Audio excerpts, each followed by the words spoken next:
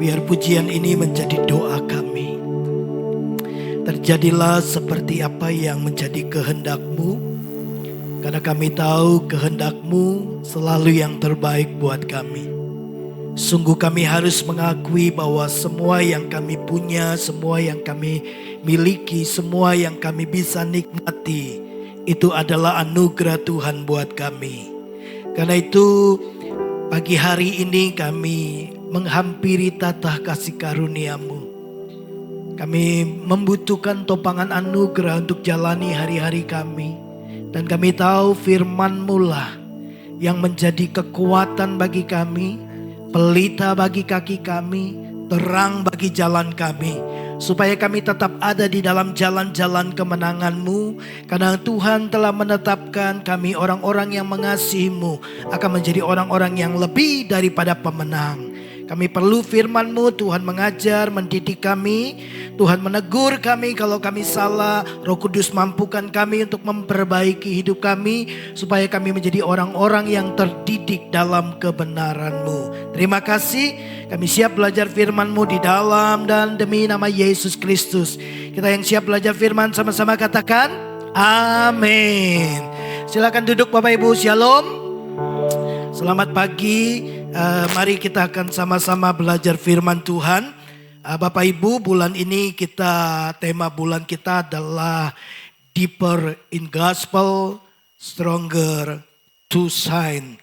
Ya, mari kita melihat apa yang Tuhan mau kehendaki, dan hari ini saya ingin melanjutkan apa yang pernah saya sampaikan di minggu pertama. Ya, kita akan bercermin lagi dan belajar lagi dari kehidupan seorang anak gadis di rumah Naaman. Tapi hari ini kita tidak menyoroti pribadi anak ini, tapi kita melihat bagaimana kemudian anak ini bisa menjadi seorang saksi Kristus yang luar biasa. Bagaimana kemudian dia bisa punya iman yang luar biasa. Dan itu tentu berangkat dari keluarga. Nah, baik Bapak Ibu, kalau suka dengan tema hari ini saya mau sampaikan kepada saudara dari rumah menuju dunia. Oke. Ya. Injil berangkat dari rumah menuju dunia. Boleh enggak ditampilkan sebentar ayat firman Tuhan 2 Raja-Raja pasal yang kelima ayat yang pertama sampai dengan ayat yang ketiga. Saya tidak tampilkan di PowerPoint.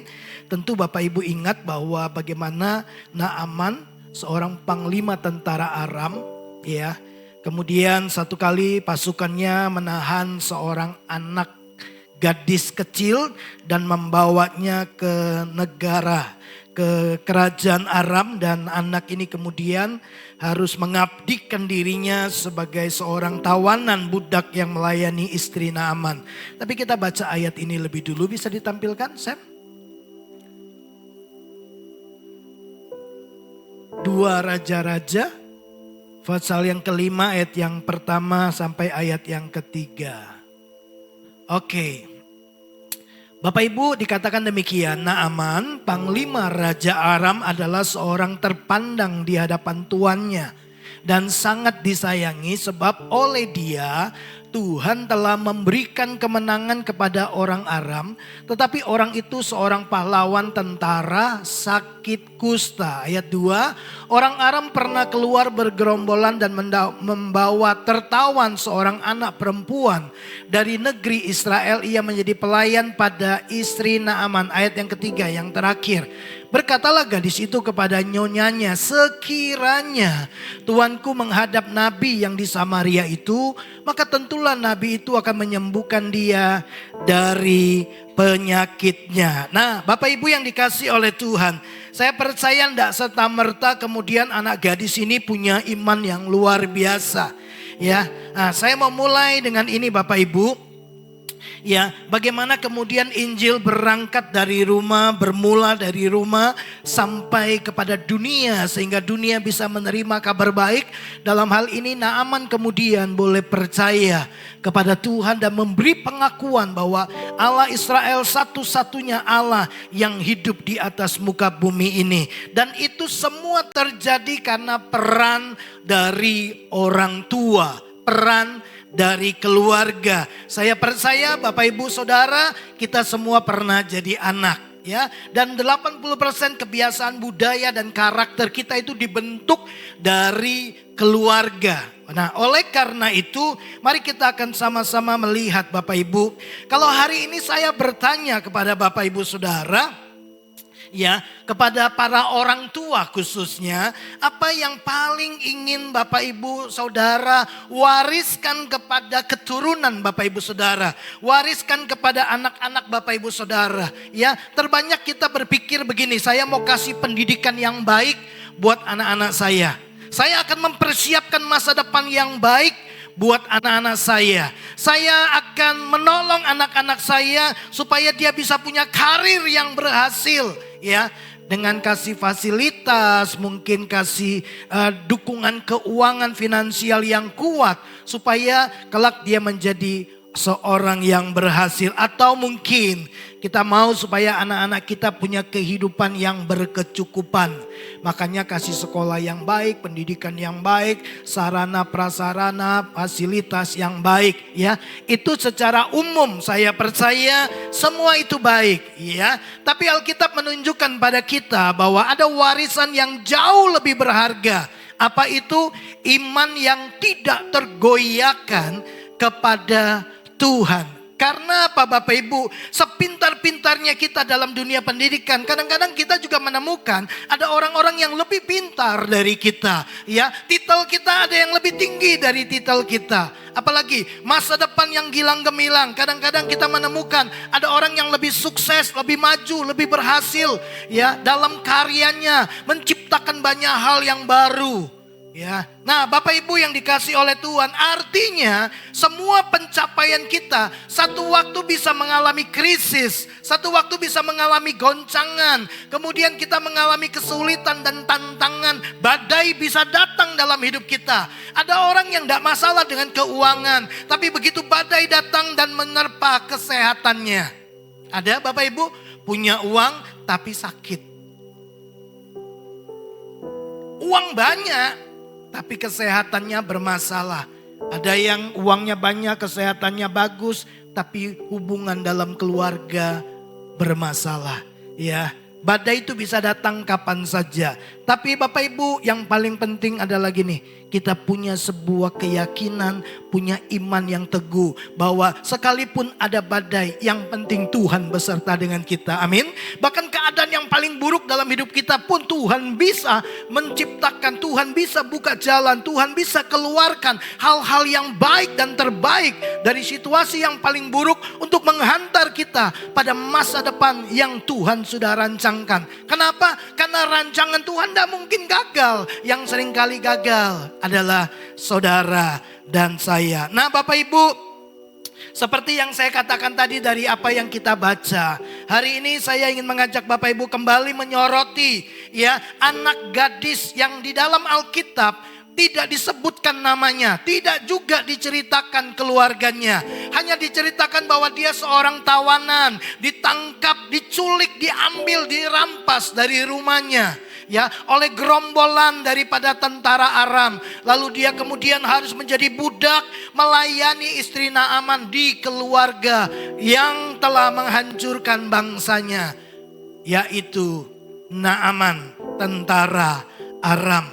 Bapak Ibu kita tahu, kalau Bapak Ibu memperhatikan, lihat, ya, kisah tanpa nama tapi dampak tanpa batas. Betul? Ya, lewat gadis ini, ya, Naaman kemudian percaya kepada Tuhan.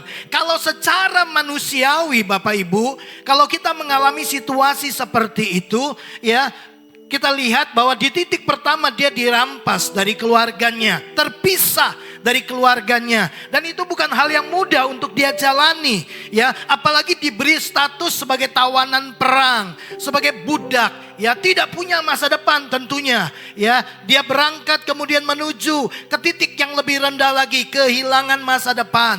Kenapa? Karena seorang budak itu tidak punya masa depan, ya. Dia tidak punya hak atas hidupnya sendiri. Ya, dia menjadi budak dari musuh yang telah menghancurkan keluarganya. Ya, kemudian dia mengalami keterpurukan lagi. Bapak Ibu, kalau dia terus kemudian menyimpan amarah, kebencian, kepahitan, ya, keputusasaan, dia pasti akan memiliki alasan yang kuat untuk membenci. Secara manusia, alur ini pasti biasanya dilakukan oleh banyak orang. Tapi kita lihat Bapak Ibu, anak gadis ini punya respon yang luar biasa. Ya, kita tahu bahwa dia kemudian tidak pahit. Dia malah menyarankan kepada istri Naaman, sekiranya tuanku menghadap nabi yang ada di Samaria itu, tentulah nabi itu akan menyembuhkan dia. Dari kalimat itu saja kita menemukan anak ini tidak pahit. Dia memikirkan yang baik, ya. Dia menginginkan kesembuhan musuhnya. Bahkan dia membawa keselamatan bagi keluarga Naaman. Pertanyaan sederhana, bagaimana seorang anak kecil yang kehilangan segalanya tapi tetap bisa memiliki iman dan kasih sebesar itu? Itu yang perlu kita renungkan Bapak Ibu Saudara, ya. Bagaimana mungkin seorang anak kecil yang terpisah dari keluarganya karena perang, ya, dengan status budak, kehilangan segalanya, tapi dia tidak kehilangan imannya. Dia tetap memiliki iman yang besar, kasih yang besar. Tentu saja jawaban itu tidak dimulai atau tidak kita temukan di istana Naaman, di rumah mewahnya Naaman, ya. Tapi dimulai dari gini, di rumah orang tuanya. Jauh sebelum dia diculik, jauh sebelum dia ditawan, anak ini telah memiliki iman yang benar, iman yang besar. Tidak tiba-tiba waktu dia ada di rumah Naaman lalu iman itu muncul, tidak. Ya, saya percaya bahwa cerita ini dimulai dari ketika dia ada di rumahnya. Memang di dalam catatan Alkitab tidak menceritakan keluarganya, Bapak Ibu, tapi satu hal yang pasti yang kita tahu bahwa karakter seseorang itu tidak pernah muncul dalam semalam. Keberanian itu tidak lahir secara instan, betul? Kasih kepada musuh tidak terbentuk dalam sehari. Betul enggak Bapak Ibu? Iman bukan diwariskan, iman itu dibentuk. Saya punya iman, lalu kemudian saya wariskan ke anak saya. Terima iman. Enggak Bapak Ibu. Iman timbul dari pendengaran akan firman Kristus. Pengalaman-pengalaman berjalan bersama dengan Tuhan. Ya.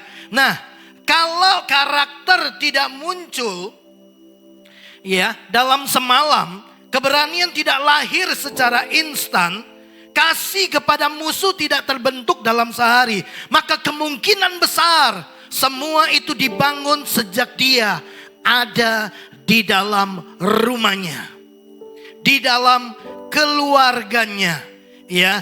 Rumah adalah sekolah iman yang pertama. Orang tua kita, ayah dan ibu adalah guru pertama dalam hidup kita. Oleh sebab itu, sebelum anak-anak mengenal dunia, anak harus terlebih dahulu mengenal Tuhan. Di mana? Di rumah Bapak Ibu. Sekali lagi, rumah adalah sekolah iman yang pertama. Ya, jadi orang tua, kitalah yang kemudian mengajarkan kepada anak-anak kita tentang iman.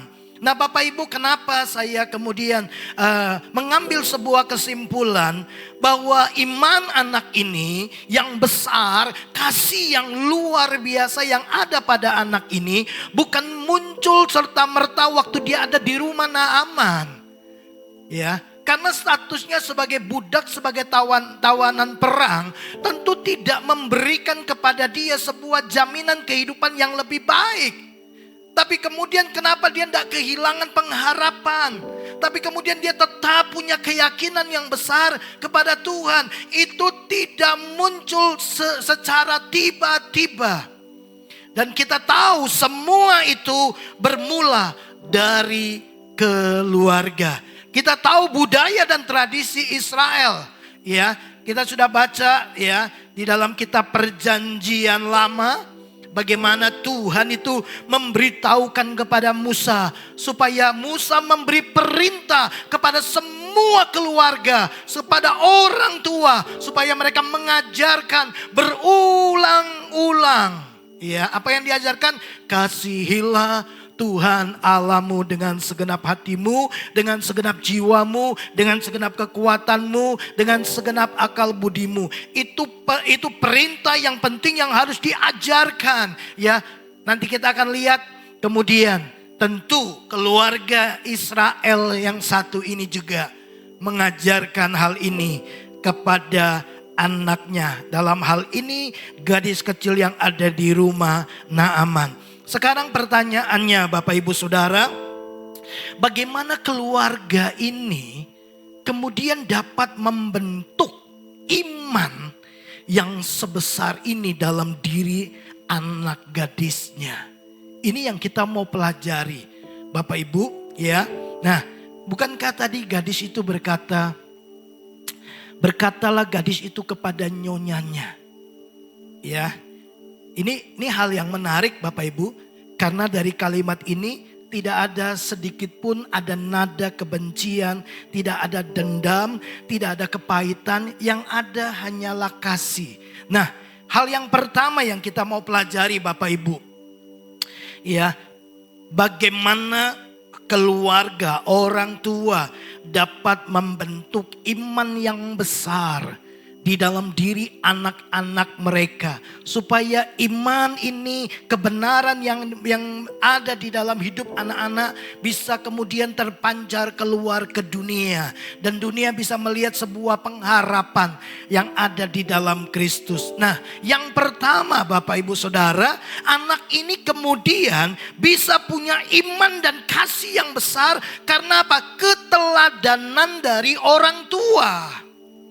Ya, kita lihat bahwa apa yang dia sampaikan kepada istri Naaman, baiklah tuanku ya, pergi menghadap. Dia berkata kepada nyonyanya. Tadi saya katakan tidak ada satu unsur kebencian, ya, tidak ada dendam, tidak ada kepahitan. Kenapa kemudian dia menawarkan sebuah solusi, sebuah jawaban yang sangat-sangat dibutuhkan oleh Naaman? Karena kasih yang besar. Pertanyaannya sederhana Bapak Ibu. Siapa yang mengajari anak ini? Begitu kan?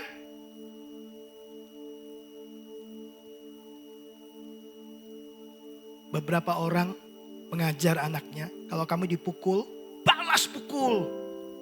Kalau kamu disakiti, jangan mau diem, balas sakiti. Nah, dari mana anak belajar? Dari orang tua. Nah, siapa yang mengajari anak gadis ini? Ya, tentu orang tuanya. Anak tidak bisa tiba-tiba jadi seperti itu. Ya, karakter itu selalu dipelajari. Anak belajar bukan terutama dari apa yang dia dengar, tapi dari apa yang dia lihat. Bapak Ibu harus tahu bahwa anak adalah peniru ulung. Anak itu meniru orang tuanya. Apa yang dia lihat itu terekam dalam pikirannya, tersimpan di alam bawah sadarnya. Mereka belajar bukan terutama dari apa yang mereka dengar, tapi mereka lihat dari apa yang orang tua lakukan. Cara papa bicara, cara mama menghadapi masalah, cara orang tua mengampuni dan berdoa. Anak melihat, anak belajar dari situ. Bapak Ibu yang dikasih oleh Tuhan, lebih banyak pelajaran yang ditangkap lewat mata daripada lewat telinga. Betul enggak Bapak Ibu? Ya, lebih mudah menyerap pelajaran dari apa yang dilihat daripada apa yang didengar. Dan anak melakukan semua itu. Tahukah Bapak Ibu, anak itu waktu dia melihat, dia hanya merekam, dia tidak tahu apakah ini benar atau salah. Belum punya pengetahuan, ya ini baik atau enggak. Pokoknya begini, oh kalau lagi tersandung, kalau lagi dalam tekanan, begini caranya papa bereaksi. Anak belajar dari papa dan mamanya. Mereka meniru cara orang tua berbicara. Nah Bapak Ibu, kalau kita lihat di dalam Ulangan pasal 6 ayat yang ke-6 dan ayat yang ke-7 yang tadi saya sampaikan. Ya, bahwa firman Tuhan itu tidak hanya diajarkan. Firman Tuhan harus dihidupi. Ya, orang tua harus mengajarkannya berulang-ulang kepada anak-anak. Waktu mereka duduk, waktu mereka berdiri, waktu mereka makan, waktu mereka berbaring, waktu di rumah, waktu di luar rumah. Kebenaran terus diajarkan kepada anak-anak. Bapak Ibu, orang tua, firman Tuhan harus dihidupi. Karena itu menolong anak-anak lebih mudah menyerap dan menangkap dari apa yang dia lihat, yang kita sudah peragakan. Karena kalau enggak Bapak Ibu, anak akan berkata, kalau papa percaya Tuhan, kenapa papa gampang marah? Kalau mama bilang Tuhan itu baik, kenapa mama suka mengeluh? Teladan bicara lebih keras suaranya daripada nasihat kita. Nah Bapak Ibu, Injil itu dimulai dari kehidupan orang tua. Kalau orang tua menghidupi Injil, kebenaran firman Tuhan, anak akan melihat kasih karunia dan anugerah itu limpah atas keluarga. Kalau orang tua menghidupi pengampunan, anak akan belajar bagaimana mengampuni. Kalau orang tua hidup takut akan Tuhan, anak belajar bagaimana hormat dan respek kepada Tuhan. Orang tua, ketahuilah ini. Orang-orang yang ada di dalam keluarga kita, termasuk anak-anak kita, keponakan atau siapapun yang ada di dalam keluarga kita, ingat ini baik-baik. Mereka mungkin tidak akan bisa mengingat semua khotbah yang mereka sudah dengar di gereja. Tapi mereka akan mengingat kehidupan orang tuanya. Mereka tidak bisa ingat semua ayat yang sudah disampaikan di gereja. Tapi mereka akan terus mengingat bagaimana respon, reaksi daripada orang tua. Bagaimana orang tua bersikap, bagaimana orang tua berespon dalam tekanan, bagaimana orang tua bereaksi terhadap perlawanan dan lain sebagainya. Anak mengingat semuanya itu. Nah, Bapak Ibu, hal yang kedua, ya, bagaimana orang tua bisa kemudian melahirkan seorang anak gadis yang ada di rumah Naaman ini, yang memiliki iman yang besar dan kasih yang besar. Karena yang kedua ini Bapak Ibu, firman itu menjadi budaya di dalam keluarga, bukan sekedar acara. Ya, di dalam Ulangan pasal 6 ayat 6 dan 7 tadi saya sudah singgung itu. Dikatakan haruslah engkau mengajarkannya berulang-ulang kepada anak-anakmu. Ya, apa yang diajarkan? Firman Tuhan. Ya, waktu sarapan dan ada di meja makan, firman Tuhan dibicarakan. Firman Tuhan, nilai-nilai kebenaran disampaikan. Waktu perjalanan di mobil, di motor, ya, menceritakan perbuatan-perbuatan Tuhan yang besar. Ini budaya bangsa Israel. Mereka selalu diajarkan dalam kitab Mazmur 78. Ceritakanlah perbuatan-perbuatan Tuhan yang hebat, yang dahsyat dari generasi kepada ke generasi. Makanya mereka tahu bahwa Tuhan itu nyata, Tuhan itu hidup. hidup, Tuhan itu hadir, Tuhan itu ada, Tuhan peduli, Tuhan tidak meninggalkan, Tuhan selalu beserta dan namanya adalah Immanuel. Mereka tahu itu karena diajarkan berulang-ulang, waktu di rumah, waktu di luar, waktu dalam perjalanan, waktu menghadapi masalah. Ya, anak-anak belajar melihat bagaimana orang tua belajar menaikkan ucapan syukur bersama-sama. Malam hari berdoa bersama, membaca firman Tuhan bersama-sama. Nah Bapak Ibu, sekali lagi iman tidak diwariskan begitu saja. Iman tidak bertumbuh secara otomatis. Iman perlu dipupuk, dilatih lewat pendengaran akan firman Tuhan. Dalam Kolose pasal 3 ayat 16. Dikatakan demikian, hendaklah perkataan Kristus diam dalam segala kekayaannya di antara kamu. Termasuk di dalam keluarga. Jadi rumah bukan hanya tempat makan. Rumah bukan hanya tempat untuk istirahat, tidur. Rumah adalah tempat di mana firman Tuhan tinggal dan berotoritas. Firman Tuhan dihidupi, bukan hanya di gereja, tapi dimulai dari rumah. Nah Bapak Ibu yang dikasih oleh Tuhan, jadi budaya rohani itu dimulai dari rumah Bapak Ibu setiap hari. Dan anak-anak belajar nilai-nilai apa yang diajarkan di rumah. Beberapa waktu yang lalu saya sedang bimbingan konseling pranikah dari sepasang tapi lewat Zoom karena mereka ada di luar kota.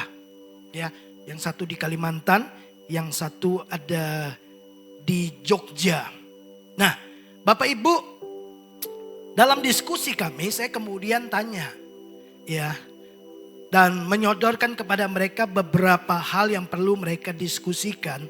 Karena apa? Karena mereka bertumbuh dari dua keluarga dengan budaya yang berbeda-beda.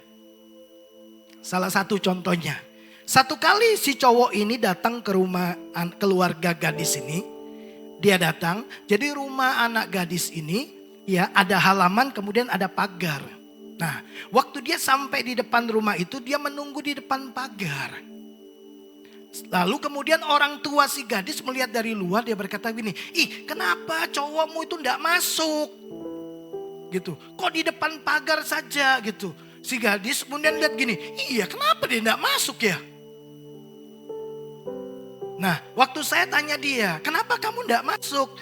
Dia bilang begini, di dalam budaya keluargaku aku diajarkan, ya kalau kita pertama kali datang ke rumah orang, kita nggak boleh langsung masuk.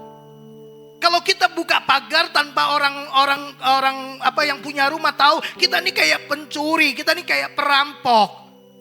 Bapak Ibu lihat, dua budaya yang berbeda. Bagi keluarga yang perempuan nggak masalah karena udah kenal, boleh langsung masuk walaupun itu pertama kali. Betul? Tapi bagi keluarga yang laki nggak boleh. Harus keluarga muncul, lalu buka pintu, lalu buka pagar dan berkata, silakan masuk. Nah, baru dia akan masuk.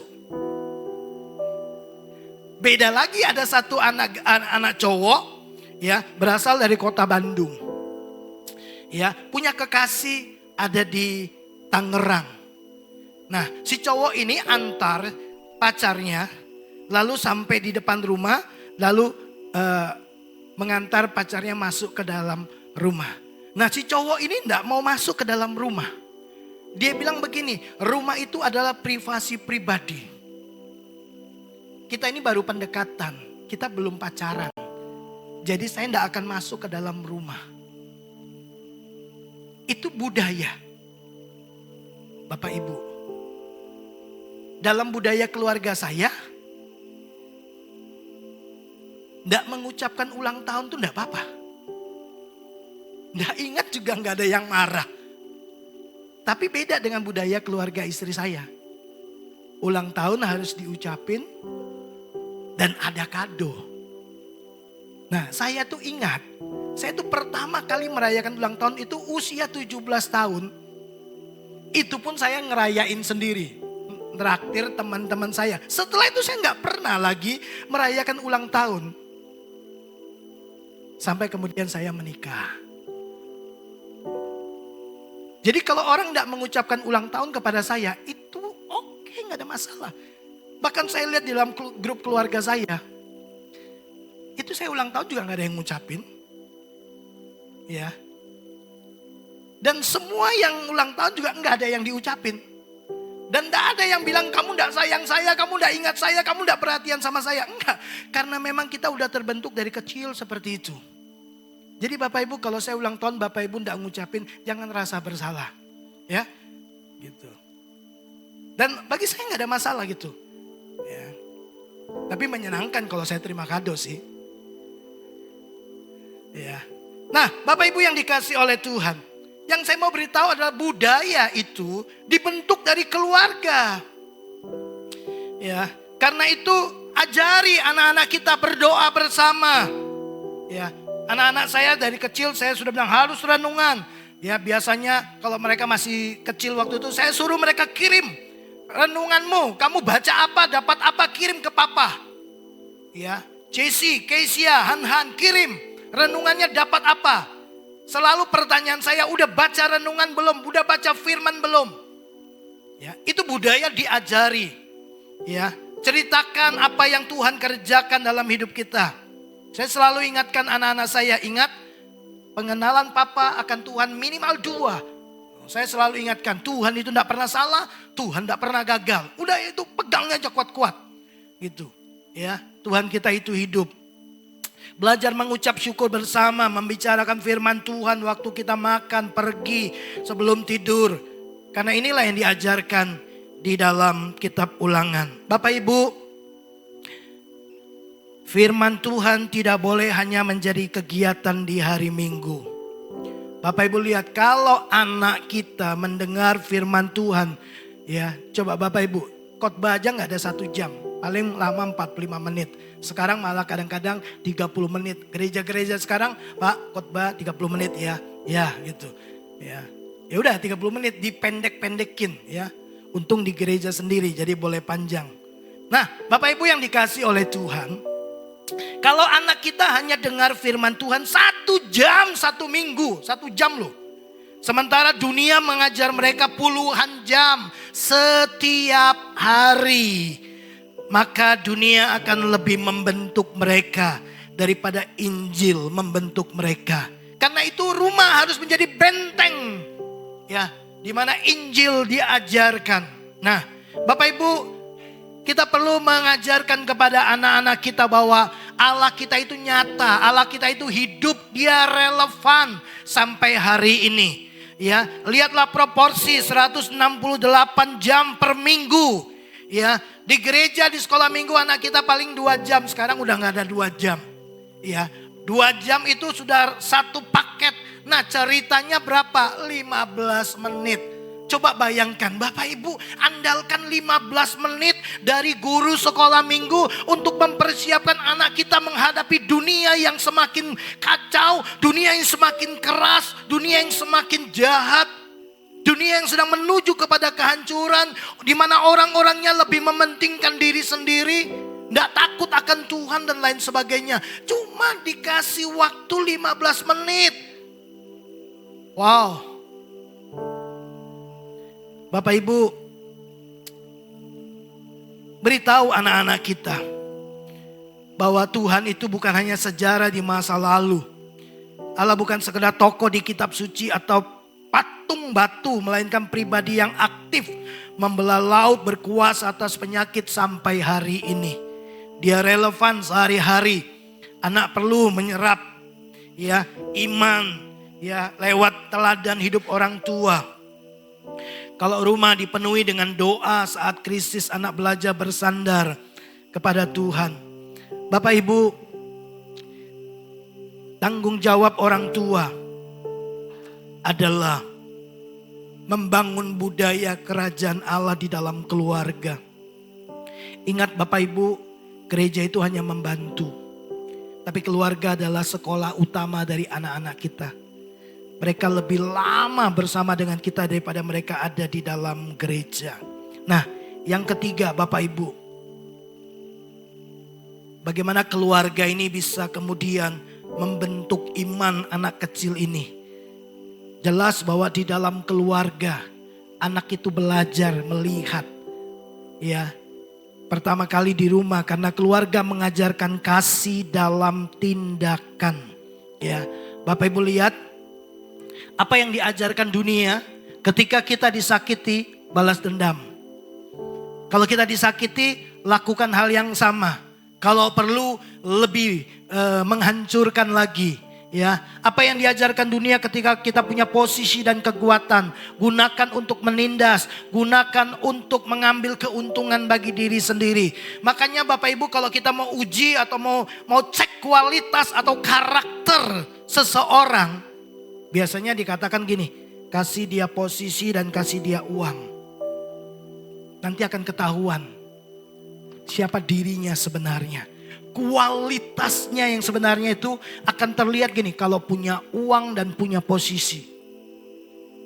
Waktu tidak punya uang kita rendah hati. Tapi begitu punya uang, wow, kita merasa seperti bos. Sikap kita berubah, cara kita melihat orang lain berubah. Ya, ngeri Bapak Ibu. Makanya gini, orang-orang yang tidak punya karakter yang kuat, yang terbentuk dari rumah, sangat berbahaya ketika mereka punya posisi dan kekuatan. Punya uang. Bapak Ibu bisa cek diri kita sendiri. Nah, Bapak Ibu, sementara apa yang diajarkan oleh Injil, ya, kalau kita disakiti, ampuni, kasihilah musuhmu. Dan anak ini mempraktekannya Bapak Ibu. Ya kan? Waktu kita punya posisi dan kekuatan, gunakan itu untuk melayani sesama. Bapak Ibu, coba renungkan sejenak. Ya, gadis kecil ini menginginkan kesembuhan bagi musuh yang menghancurkan hidupnya. Kasih sebesar ini bukan kasih yang biasa. Dia pasti pernah melihat peragaan kasih itu dipraktekkan di dalam rumahnya. Itu sebabnya dia tahu bagaimana kemudian melakukan, ya, tindakan kasih secara nyata. Nah, kenapa gadis kecil ini tidak membalas dendam? Kita tahu kan Naaman itu adalah musuh bangsanya. Kita tahu bahwa pasukannya telah memporak-porandakan keluarganya. Tapi dia tetap ingin Naaman sembuh. Karena dia belajar mengasihi. Dari mana? Dari keluarga. Dia berbicara kepada istri Naaman, kita tahu itu, walaupun resikonya tinggi.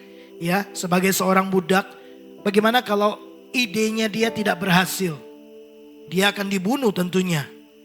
Tapi waktu saya merenungkan Bapak Ibu, ada satu hal yang lebih mengejutkan daripada keberaniannya dia untuk bicara. Ada satu hal yang lebih luar biasa ada dalam diri anak ini. Lebih daripada keberaniannya. Apa itu? Isi hatinya. Apa isi hatinya? Dia ingin musuhnya disembuhkan dan diselamatkan. Wow, hati yang dipenuhi dengan kasih Tuhan. Kenapa? Karena orang tuanya mengajari gini, kasihilah Tuhan Allahmu. Tuhan yang telah lebih dulu mengasihi dia. Karena itu Bapak Ibu, dia menginginkan kesembuhan musuhnya. Ya, karena dia melihat semuanya itu. Bapak Ibu, anak perlu melihat kasih. Bukan hanya mendengar tentang kasihilah musuhmu. Tapi anak perlu lihat bagaimana kita mempraktekkannya. Ya, anak perlu melihat bagaimana orang tua meminta maaf. Ibu mengampuni, orang tua melayani, orang tua peduli, orang tua memberi. Ya, izinkan anak-anak kita melihat. Karena dengan melihat dia lebih kuat menyerap pelajaran itu. Kasih yang dilihat akan lebih membentuk daripada cuma kasih yang diajarkan. Kasih yang terlihat lebih kuat membentuk hidup anak kita daripada cuma kasih yang hanya diajarkan. Nah Bapak Ibu, anak ini belajar memilih untuk mengasihi pertama kali? Tentu waktu dia ada di rumah. Yang terakhir Bapak Ibu, keluarga ini mengajarkan bahwa hidup adalah misi. Yang paling mengagumkan dari anak gadis kecil ini bukan hanya imannya, tapi kesadarannya bahwa hidupnya tetap memiliki tujuan. Hidupnya tuh tidak dibatasi oleh statusnya sebagai budak. Dia tidak berpikir begini Bapak Ibu, aku budak yang tidak berguna. Enggak. Tetapi dia berpikir gini, aku utusan Tuhan di tempat ini. Itu dua cara berpikir yang berbeda. Dan itu terbentuk dari firman Tuhan, budaya yang diajarkan oleh orang tuanya di rumah. Dia tidak melihat posisinya sebagai budak yang tidak punya harapan. Tapi dia melihat bahwa aku ada di sini karena aku diutus oleh Tuhan. Bapak Ibu ingat kisah Yusuf? Awalnya Yusuf, dia berpikir bahwa karena ulah orang saudara-saudaranya. Dan itu diungkapkannya kepada juru minum. Dan dia berkata gini, kalau kamu sudah dikeluarkan dari penjara, jangan lupa sama aku ya. Dia ngomong sama juru minum. Ya, aku tuh seharusnya enggak ada di sini. Aku nih enggak buat salah. Nah, dia masih melihat keberadaannya dari situasi yang dia hadapi. Tapi lihat, setelah dia dilupakan 2 tahun. Dia sadar selama ini menaruh pengharapannya kepada manusia. Setelah dilupakan 2 tahun waktu dia keluar. Bapak Ibu, dan ketemu sama Firaun. Ya, lalu kemudian dia diangkat menjadi orang nomor 2 di Mesir. Ingat waktu dia keluar dan bertemu dengan saudara-saudaranya. Apa yang dikatakan Yusuf sudah berbeda. Dia berkata begini, bukan kamu yang membuang aku ke sini, tapi Tuhan yang mengutus aku ke sini. Bapak Ibu lihat, berubah cara berpikirnya. Karena itu Paulus berkatakan kepada setiap kita, berubahlah oleh pembaharuan akal budimu. Jadi pikiran kita ini mesti diubah. Supaya apa? Supaya dapat membedakan mana kehendak Allah, mana yang benar, mana yang baik, mana yang mulia, mana yang disebut kebajikan. Kita dapat membedakannya. Sehingga kita tidak gampang menyalahkan keadaan. Nah, anak gadis ini tidak menyalahkan keadaan.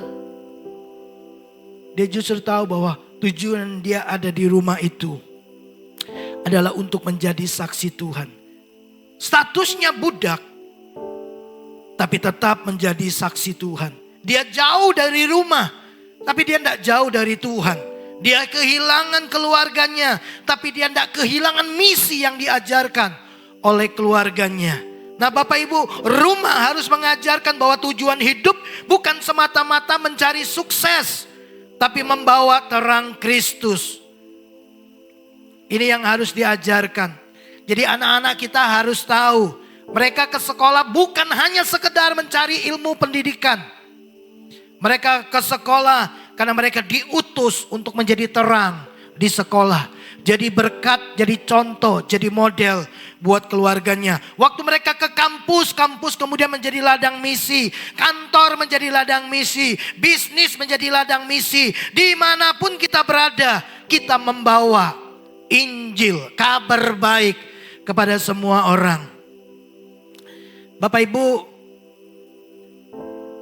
khususnya keluarga-keluarga yang kemarin yang ikut retreat, ya. Pak Apin tuh pembicara berkata begini, saya itu kadang-kadang heran lihat orang tua. Orang tua itu gampang cemas. Ini kecemasan orang tua duniawi. Ya, orang tua itu cemas kalau nilai sekolah anaknya turun. Marahnya itu bisa berhari-hari. Diungkit-ungkit terus gara-gara nilai turun. Cemas, khawatir kalau nilai turun. Ya, seolah-olah masa depan akan hancur kalau nilai turun. Lalu kemudian apa? Cemas kalau tidak ikut les tambahan. Ya. Kalau udah telat, dibangunin, ayo cepat pergi les. Ya kan?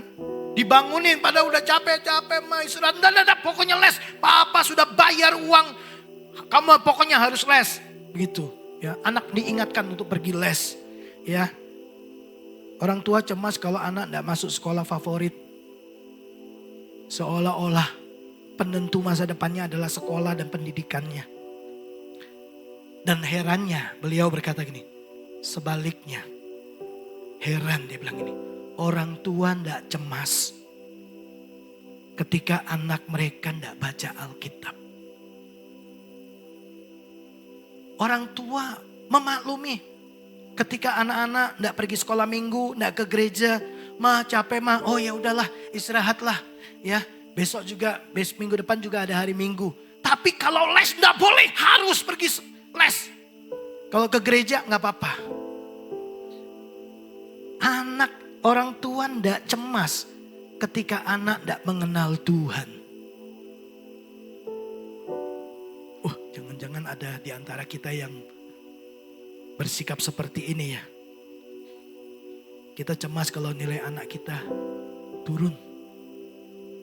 Tapi kita ndak cemas kalau dia ndak tahu ayat. Ndak apa-apa. Kita cemas kalau dia ndak les, tapi kita ndak cemas kalau dia ndak ke gereja. Kita memakluminya. Bapak Ibu,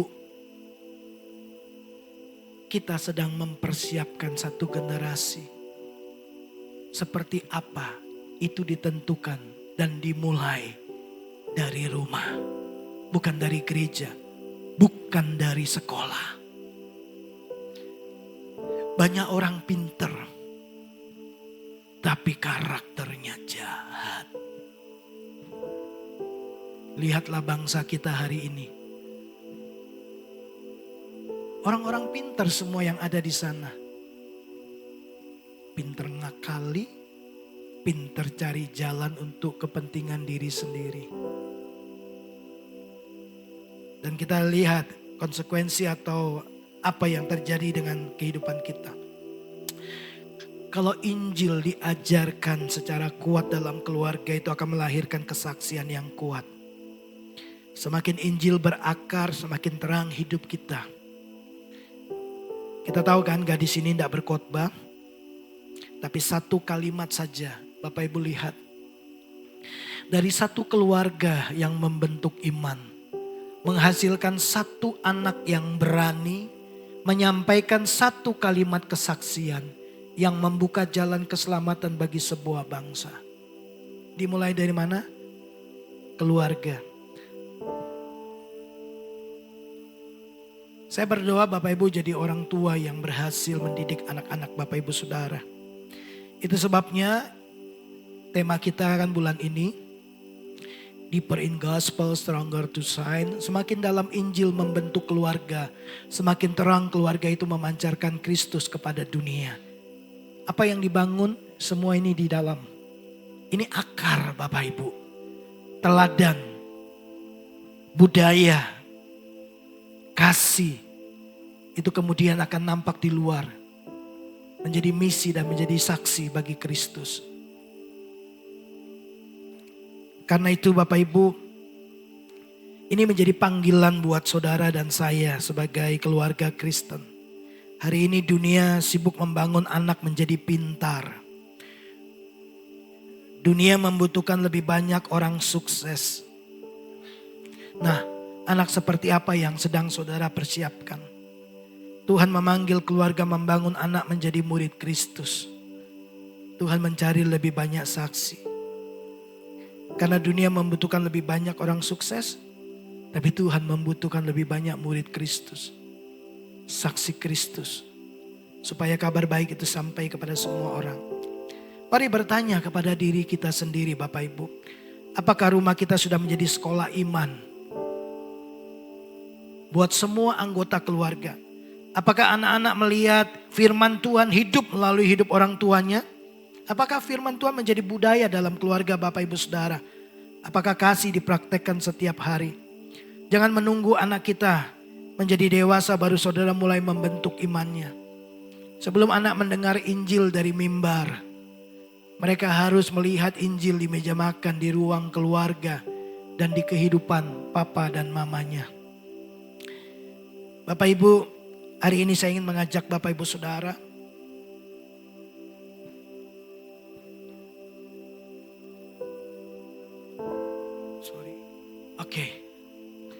Tuhan tidak hanya bertanya apakah saudara melayani Tuhan atau beribadah. Tapi Tuhan juga akan tanya apakah Injil, kebenaran firman Tuhan itu sungguh-sungguh hidup di rumah saudara. Orang tua, jadikanlah rumah kita pusat daripada Injil. Bukan sekedar pusat keunggulan akademik bahwa anak kita mengenal Kristus setiap hari. Anak-anak, pegang teguh identitas Kristus. Jangan biarkan dunia merampas imanmu. Tempatmu boleh berubah, tapi Tuhanmu tidak pernah berubah. Amin. Semua jemaat, hadirkan kasih Kristus dimanapun saudara ditempatkan. Jangan membalas kejahatan. Jadilah mercusuar di posisi masing-masing yang menerangi supaya kapal tidak mengalami bahaya. Sekali lagi mari kita akan melihat sebuah refleksi dalam hidup kita masing-masing. Mari kita audit hidup saudara dan saya.